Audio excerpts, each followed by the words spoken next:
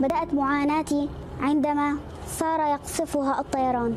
فقد أسقط علينا الطيران صاروخ على منزلي وهدمه جميعه، هدم كل منزلي، واستشهدت أمي وأصيب والدي وأيضا أصبت أنا وأبي أخذونا إلى المشفى الميداني لنخضع العلاج لنبقى على قيد الحياة.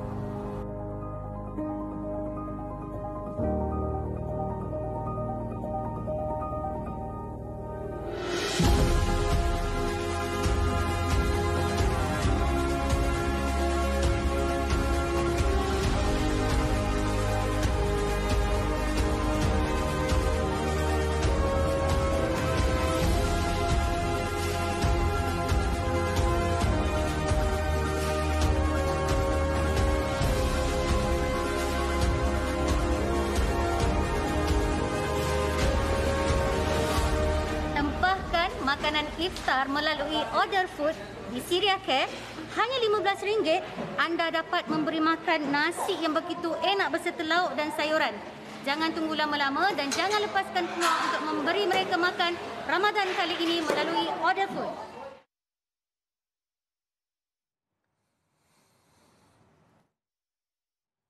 Alhamdulillah, kembali lagi dalam Assalamualaikum. Seperti yang dapat saksikan sebentar tadi, ada sedikit bingkisan berkenaan dengan kanak-kanak yang kita lihat sebentar tadi, kanak-kanak Syria, yang mana senyuman kanak-kanak Suria ni tak sama dengan kanak-kanak yang ada di tempat kita. Dan kita nak mengetahui dengan lebih lanjut bersama dengan kita Syria Care, selaku Ketua Pegawai Informasi Syria Care, iaitu Ustaz Rizal Ali. Assalamualaikum. Waalaikumsalam warahmatullahi Ya, wabarakatuh. kalau kita lihat konflik bersenjata di Syria ni dah 11 tahun lebih ya. Masih lagi orang kata apa, ada yang terkini krisis kemanusiaan yang paling dahsyat lah boleh dikatakan. Dan kita nak mengetahui antara perkembangan, kita tak boleh nak kata perkembangan, sebenarnya kita nak tahu keadaan semasa, suasana terkini tambah-tambah bulan Ramadan ni. Ustaz, mohon dikongsikan bersama dengan kami semua.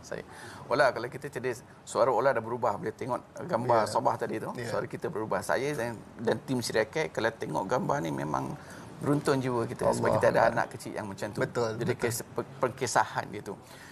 11 tahun bukan satu tempoh masa yang pendek. 11 tahun adalah satu tempoh masa yang panjang. Kalau kita nak lihat apa yang berlaku di sana, sebenarnya Ola kita tak tergambar. Tapi saya nak mudahkan para penonton dan Ola sendiri. Macam mana kita nak tahu keadaan mereka di sana setelah 11 tahun berada di dalam konflik. Okey, pertama ni kita lihat dari sudut nombor. Ola, 660,000 orang lebih telah terkorban. Baik, dalam tempoh masa 11 tahun. Okey, 600,000 tahun. Berjuta-juta orang tercedera. Allah. Okey. 5 juta rakyat Syria telah lari keluar Syria dan 66.6 juta rakyat Syria menjadi pelarian di dalam negara sendiri. Allah. Ini nombor-nombor yang kita tak pernah terbayang dalam negara kita. Betul. Dan 12 juta rakyat Syria memerlukan bantuan kemanusiaan.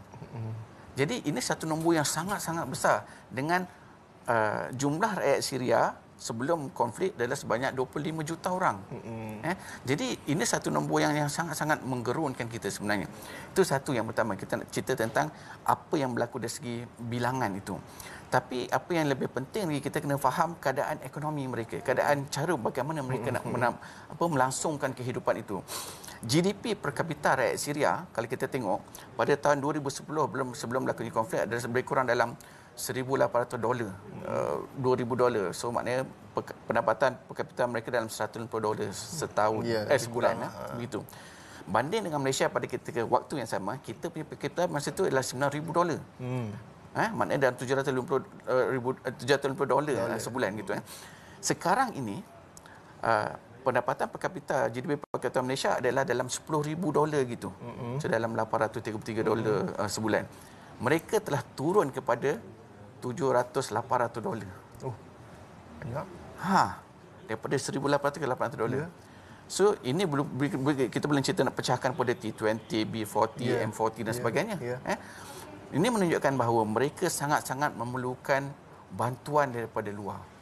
Konflik yang panjang 11 tahun ini menyebabkan ekonomi mereka jatuh ke lembah yang sukar untuk bangun semula. Kita tak boleh bayang. Tak boleh bayangkan. Kita rasa sekarang ni kita dah orang tak boleh berniaga semuanya, kita pun dah rasa susah kan, tapi mereka lebih-lebih lagi sebab peluang itu tidak boleh diwujudkan dengan segera. Jadi nak tak nak berjuta-juta orang ni sebenarnya tadi Ustaz Dr. Hadi ada sebutkan tentang sedekah. Berjuta-juta orang ini memerlukan bantuan daripada sesiapa saja yang ada, terutamanya kita yang berada dalam keadaan yang nampak sukar, tapi sebenarnya hakikatnya kita masih dalam keadaan yang sangat selesa. Betul. Jadi itu secara sepintas lalu keadaan semasa mereka yang berada di sana, kalau kita boleh bayangkan keadaan ekonomi mereka. Baik Ustaz, kalau kita lihat kita dah pun bertemu lagi, alhamdulillah diberi kesempatan oleh Allah bertemu lagi bulan Ramadan.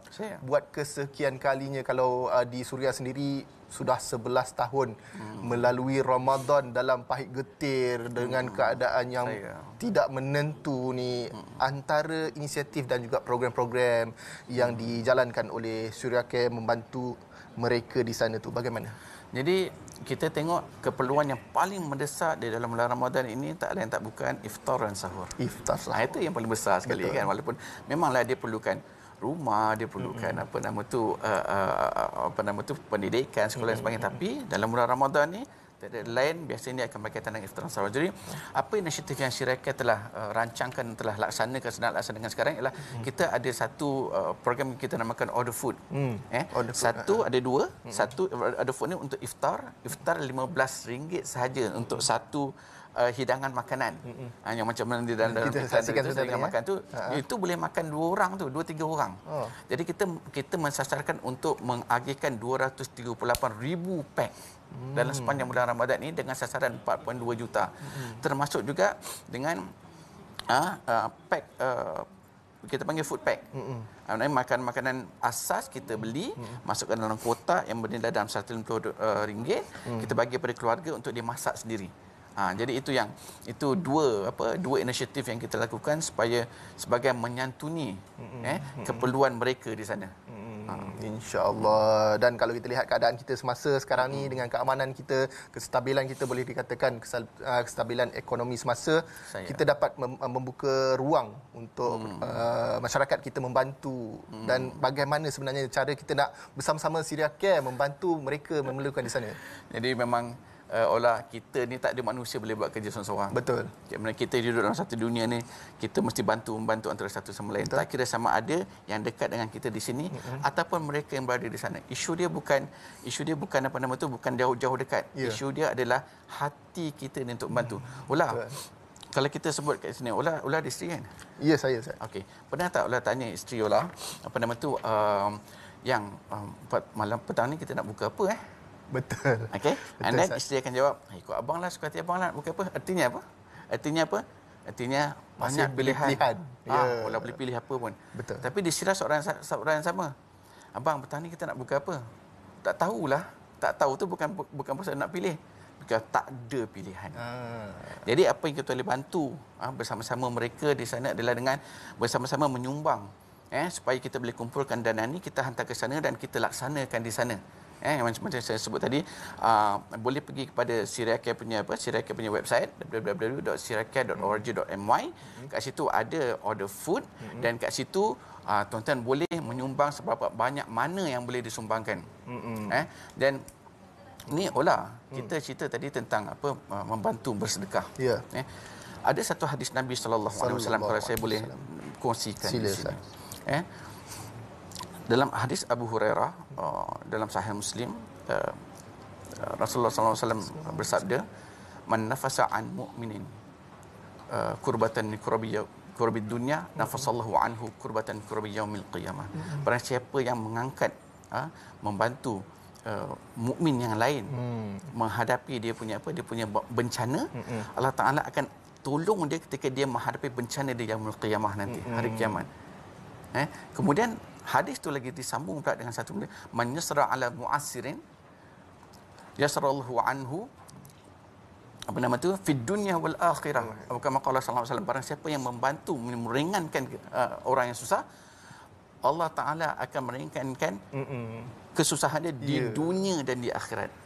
Jadi kalau kita boleh ambil hadis ini, kita boleh letakkan dalam jiwa kita dan kita boleh laksanakan dalam bulan yang paling mulia, bulan Ramadan ini, semoga-moga nanti kesusahan kita di hari akhirat besok Allah Taala akan bantu kita, yang mana tak ada bantuan kecuali bantuan Allah Taala, dan kesusahan kita di dunia sekarang ini Allah Taala juga akan ringankan dengan bantuan kita kepada saudara kita yang berada di Syria, insya-Allah. Insya-Allah, mudah-mudahan kita di TV Al-Hijrah juga sentiasa mendoakan yang terbaik dan semoga segala urusan dipermudahkan dan dilancarkan oleh Allah Subhanahu Wa Taala, insya-Allah. Kita nak ucapkan jutaan terima kasih memandangkan masa begitu mencemburui kita kepada Ustaz Rizal Ali selaku Ketua Pegawai Informasi Syria Care kerana bersama dengan kami di TV Al-Hijrah, insya-Allah mewar-warkan sesuatu untuk anda dan juga kita semua dapat membantu saudara se-Islam kita di Syria untuk meringankan beban mereka, insya-Allah. Mudah-mudahan dipermudahkan dan kita akan berhenti berehat sekali lagi, kembali dalam Assalamualaikum selepas ini.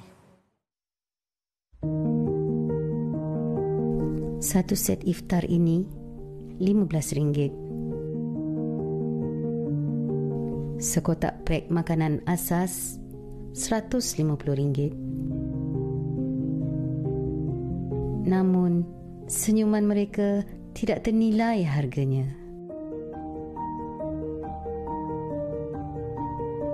Bersama Syria Care, kita bantu